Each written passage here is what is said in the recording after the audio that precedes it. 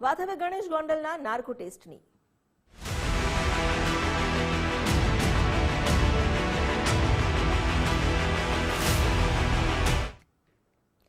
ગોંડલમાં રાજકુમાર જાટ શંકાસ્પદ મોત કેસને લઈને મોટા સમાચાર એ છે કે ગણેશ ગોંડલનો નાર્કો ટેસ્ટ ગાંધીનગર એફએસએલ ખાતે થશે। એફએસએલ ખાતે 4 દિવસ સુધી અલગ અલગ પ્રાઇમરી ટેસ્ટ કરવામાં આવશે। સેલ્ફ ડિક્લેરેશન, બીપી, ઇસીજી અને સુગરના ટેસ્ટ કરી દેવામાં આવ્યા છે। પ્રાઇમરી ટેસ્ટ બાદ સુરેન્દ્રનગર પોલીસ ગણેશ ગોંડલને લઈને રવાના થઈ। પ્રાઇમરી ટેસ્ટના રિપોર્ટના આધારે નાર્કો ટેસ્ટ અંગે નિર્ણય લેવામાં આવશે।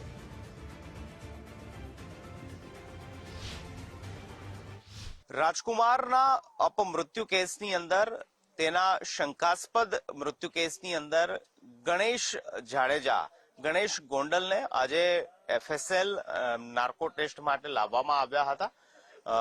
લગભગ 3 કલાક સુધી ગણેશ જાડેજાનું નાર્કો પહેલાના જે મહત્વના પ્રાઇમરી ટેસ્ટ થતા હોય છે તે ટેસ્ટ કરવામાં આવ્યા। મારી પાછળ આપ જે જોવો છો તે ગાંધીનગરની એફએસએલ લેબ છે।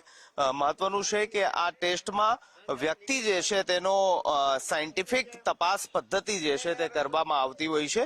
આરોપી અથવા તો સંદિગ્ધ વ્યક્તિને સત્ય બોલાવવા માટે તેની જાગૃતિનું લેવલ જે છે તે ઘટાડવામાં આવતું હોય છે, જેને નાર્કો ટેસ્ટ કહેવાય છે। અને ત્યારબાદ આ ટેસ્ટમાં વ્યક્તિને સોડિયમ પોટોથિલ નામનું જે ઇન્જેક્શન દવા જે છે તે અપાય છે, જેના કારણે તે વ્યક્તિ ટ્રાન્સ સ્ટેજ અથવા તો અર્ધ બેભાન સ્થિતિમાં પહોંચી જાય છે અને વ્યક્તિ સામાન્ય રીતે જાણે અજાણે સાચી માહિતી જે છે તે આપે છે।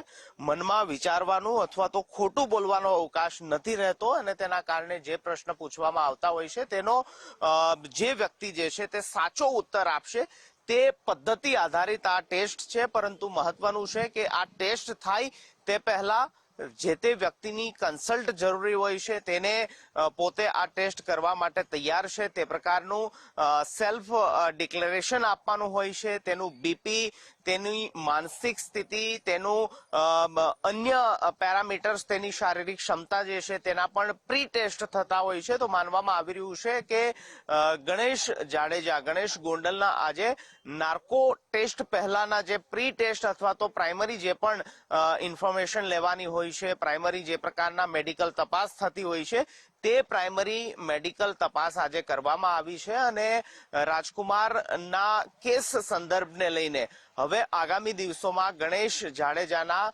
નાર્કો ટેસ્ટ જે છે તે કરવામાં આવશે, જેમાં તેને અહીં લાવવામાં આવશે અને નાર્કો એક્સપર્ટની સમગ્ર ટીમ સાથે વિડીયો રેકોર્ડિંગ સાથે ગણેશ જાડેજા જે છે તેનું નાર્કો ટેસ્ટ કરાશે। પરંતુ આજે લગભગ 3 કલાક સુધી ગણેશ જાડેજાને અહીં એફએસએલ લાવવામાં આવ્યો અને તેના અલગ અલગ નાર્કો ટેસ્ટ પહેલાના પ્રી ટેસ્ટ જે થતા હોય છે તે કરવામાં આવ્યા, તે પ્રકારની માહિતી મળી રહી છે।